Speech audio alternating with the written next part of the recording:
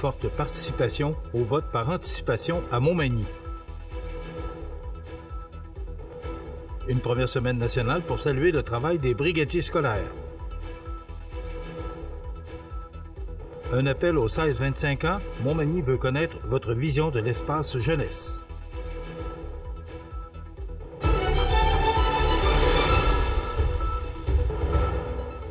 Mardi, 28 octobre 2025. Bonjour mesdames et messieurs et bienvenue à votre bulletin d'actualité sur le réseau de télévision CMA TV. La participation a été notable lors de la journée de vote par anticipation tenue dimanche à Montmagny. En effet, sur les 9 351 électeurs inscrits sur la liste révisée, 21,11 % se sont prévalus de leur droit de vote, une hausse marquée comparativement à l'élection de 2021, alors que 13,36 % des électeurs avaient voté par anticipation en pleine pandémie. Selon la présidente d'élection de la ville de Montmagny, Maître Karine Simard, l'achalandage a été constant tout au long de la journée. Les files d'attente ont même persisté jusqu'à 18h45, mais le déroulement s'est effectué sans incident et sans problème informatique. Rappelons que l'ensemble des citoyens de Montmagny sera appelé aux urnes dimanche 2 novembre prochain, puisque 3 candidats se disputent la mairie, dont Pierre Bouffard, Gabriel Brisebois et Michel Mercier. De plus, les électeurs des districts 1, 3, 4, 5 et 6 devront également choisir leurs représentants au conseil municipal. La présidente d'élection rappelle aux électeurs qu'ils disposent de plusieurs options pour exercer leur droit de vote. Le jour du scrutin se tiendra le dimanche 2 novembre de 10h à 20h à l'espace citoyen situé au 48 avenue du Bassin-Nord. Pour voter, il faudra présenter une pièce d'identité valide, comme un permis de conduire, une carte d'assurance maladie, un passeport canadien, un certificat de statut d'Indien ou une carte des forces canadiennes. Bien que le carton jaune d'avis d'inscription ne soit pas obligatoire, il est recommandé de l'apporter afin de faciliter le travail du personnel et réduire le temps d'attente.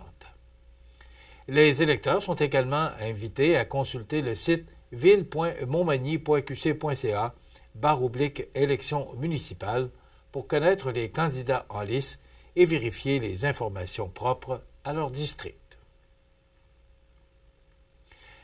La toute première semaine nationale de reconnaissance des brigadiers et brigadières scolaires se déroule du 27 octobre au 2 novembre 2025 sous le thème « Merci de veiller sur notre sécurité ». L'initiative, lancée par le ministre des Transports et de la Mobilité durable, Jonathan Julien, vise à mettre en lumière le rôle essentiel de ces personnes dévouées qui, chaque jour, assurent la sécurité des enfants près des écoles. Dans chaque municipalité, beau temps, mauvais temps, les brigadiers et brigadières se tiennent à leur poste, aidant les élèves à traverser la rue de façon sécuritaire. Leur présence rassure les jeunes, les parents ainsi que la communauté. Au-delà de leur rôle de protection, ils jouent également un rôle éducatif important, en sensibilisant les enfants aux bonnes pratiques de sécurité routière et en favorisant des comportements responsables et prudents.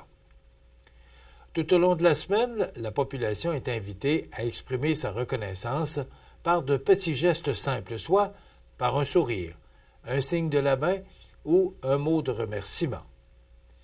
Respecter les consignes et les zones scolaires demeure également une manière concrète de soutenir ces travailleurs qui collaborent chaque jour à prévenir des collisions et à créer un environnement sécuritaire aux abords des écoles.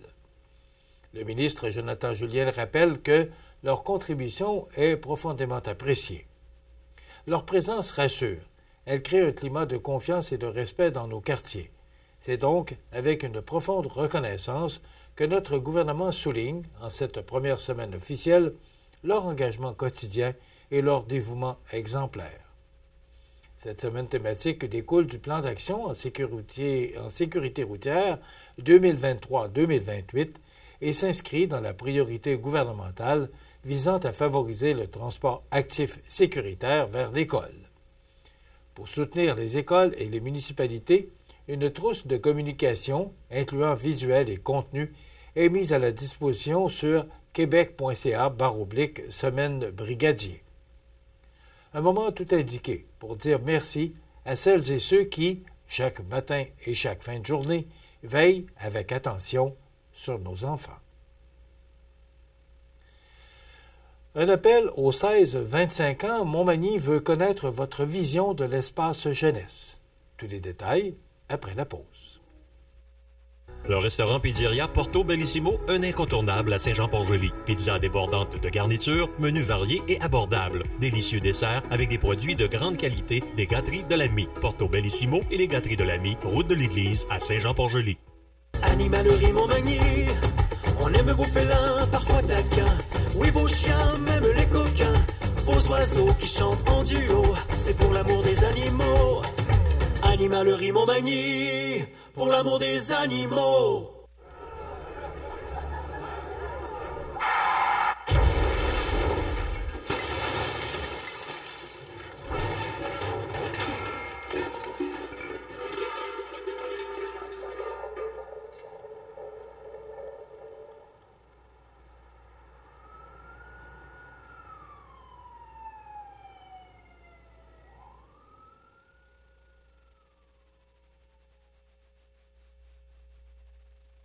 Vous regardez CMA TV, le réseau de l'information sur la Côte-du-Sud.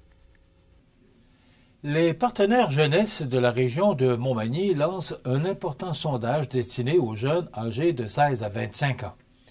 L'objectif est de mieux comprendre leurs besoins, leurs habitudes de divertissement ainsi que leurs attentes, afin de créer un nouvel espace jeunesse dynamique et adapté à leur réalité. L'initiative repose sur une idée simple puisque, qui mieux que les jeunes eux-mêmes pour définir ce qu'ils souhaitent. Cette démarche collaborative vise donc à imaginer un lieu vivant, rassembleur et représentatif de leur quotidien. Les jeunes intéressés à s'exprimer sont invités à répondre à un court sondage en ligne au ville.montmagny.qc.ca/espace jeunesse. Ils ont jusqu'au 28 novembre prochain pour partager leurs opinions. Rappelons que ce projet est porté conjointement par plusieurs organisations régionales, dont la Ville de Montmagny, la MRC de Montmagny, le Carrefour Région Montmagny, Éco-Réussite Montmagny-Nord, Action Jeunesse Côte-Sud, la Maison des Jeunes de Montmagny, le CI3S de Châteauneuf-Appalaches, l'Ancre et le Trait d'Union. Saint-Paul de Montmagny ajoute une nouvelle touche de couleur et de fierté à son paysage culturel. En effet, le 24 octobre dernier, au chalet des loisirs Le Camelot, la municipalité a inauguré la fresque Traces et Trésors, une œuvre réalisée par l'artiste Rosalie Voyer dans le cadre du projet provincial Fous du français de l'Union municipalité du Québec. Cette œuvre, qui marie peinture et collage, met en lumière l'âme même de la communauté. On y retrouve les beautés naturelles du territoire, dont la montagne Grande Coulée, l'architecture locale, les lieux de rassemblement ainsi que ces détails qui, souvent, ne se révèlent qu'à ceux qui prennent le temps de regarder. L'artiste souhaitait rendre hommage à la vitalité des habitants, à leur attachement à leur milieu et à la richesse de leur patrimoine. La fresque propose aussi un message invitant à la découverte. Entrez chez nous, ça vaut le détour. Une phrase qui résonne comme une invitation à explorer, à rencontrer et à apprécier les trésors visibles et ceux plus subtils que l'on déniche en flânant dans les sentiers du village. Rosalie Voyer a souligné que l'œuvre met également de l'avant la jeunesse, porteuse de la continuité et de l'avenir de la municipalité. Ce projet, porté par la MRC de Montmagny, et bénéficie du soutien de l'Union des municipalités du Québec, du gouvernement du Québec par l'entente de développement culturel, ainsi que du député de Côte-du-Sud, Mathieu Rivet.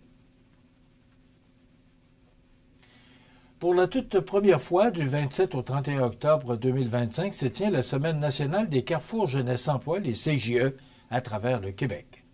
Sous le thème « Leur avenir, notre force, leur voix, notre mission », cet événement vise à souligner l'importance et l'impact des 111 CJE présents dans toutes les régions de la province, dont ceux de Montmagny et de Lillet. Ces organisations accompagnent depuis plus de 20 ans les jeunes de 15 à 35 ans dans leur cheminement personnel, scolaire, professionnel et citoyen. Bien plus qu'un service d'aide, les CGE se positionnent comme de véritables leviers de développement social et économique. Un CGE peut déjà transformer des parcours individuels réunis. Il constitue une force incontournable pour bâtir un Québec plus fort, plus solidaire et tourné vers l'avenir. Ici, le Carrefour Région Montmagny et le Carrefour Jeunesse Emploi Région Lillet offrent, gratuitement, un large inventaire de services comme l'accompagnement pour le retour aux études, l'aide à la recherche d'emploi, le développement de l'autonomie personnelle, le soutien à la réussite scolaire, ainsi que la réalisation de projets d'entrepreneuriat, de volontariat et d'engagement citoyen.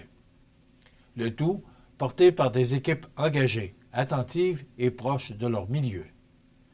Pour souligner cette semaine nationale, la population est invitée à poser un geste symbolique, soit celui d'estamper sa main en signe de solidarité sur la vitrine du Carrefour Région Montmagny, situé au 65 avenue de la Gare, et ce, jusqu'au 31 octobre prochain. Une manière simple mais forte d'affirmer que la jeunesse, c'est notre avenir, soutenons-la.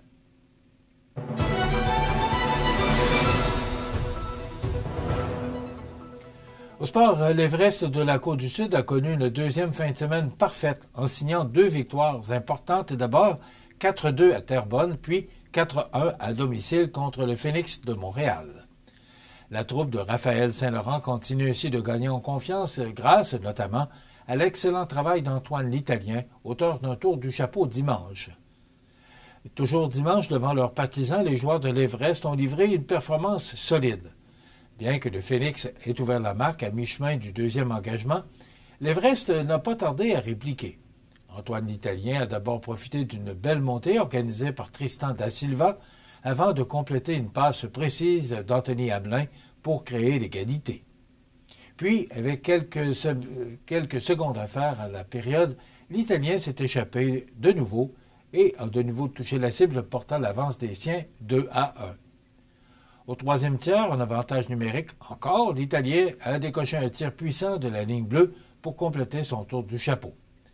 Victor Poulain est venu sceller l'issue du match avec moins de 6 minutes à jouer. Vendredi, à Terrebonne, l'Everest avait également démontré du caractère. Malgré un but rapide des Cobras, la formation sud-côtoise a renversé la situation grâce à des filets de Xavier Fournier et Thomas Jalbert-Bernier, tous deux inscrits en avantage numérique. Joël Pelletier a brisé l'égalité en troisième période, tandis que Antoine l'Italien ajoutait le but d'assurance. Devant le filet, Alexandre Lausier a été remarquable tout au long du week-end, repoussant 61 des 65 tirs dirigés contre lui. À noter également que le jeune défenseur Thomas Morin représentera l'Everest le 5 novembre prochain à New Glasgow, en Nouvelle-Écosse, lors du match de la vitrine des espoirs, mettant en vedette les meilleurs jeunes joueurs de la Ligue de hockey junior 3A du Québec. L'Everest sera de retour en action vendredi à Granby, avant de recevoir de nouveau les Cobras de Terrebonne dimanche à Montmagny dès 14h. Et victoire difficile des Dodgers de Los Angeles en 18 manches contre les Blue Jays de Toronto, 6-5. Quelle série de baseball! Ce n'est pas terminé, mais les Dodgers mènent présentement la série 2-1 de ce 4-7. Dans quelques instants, on vous présente les prévisions de la météo et le menu de cette émission de ce mardi 28 octobre. On vous présente l'entrevue avec Jérôme Laviolette-Côté, qui est candidat dans le district 1 de Montmagny. C'est du temps d'antenne gratuit que CMA-TV met à la disposition des candidats et candidates des élections municipales. Et aussi, on recevra Céline Héloïse et Tanios El Hayek, organisateurs du forum de la MRC de Montmagny. Il y aura Audrey Saint-Pierre qui se rendra chez Beau Site Création à Saint-Jean-Port-Joli, la chronique La Pouponnière et un peu plus tard dans l'émission, dans le cadre des grands titres de l'actualité, Hamilton Sidad, qui est actuellement à la manifestation des entreprises à Québec concernant les travailleurs étrangers, nous fera un reportage et un compte-rendu de ce qui se passe actuellement dans cette manifestation de plus de 250 entreprises du Saguenay-Lac-Saint-Jean, la Beauce et Chaudière-Appalaches. c'est le menu de cette émission du mardi 28 octobre. Je vous souhaite donc une excellente émission à notre antenne.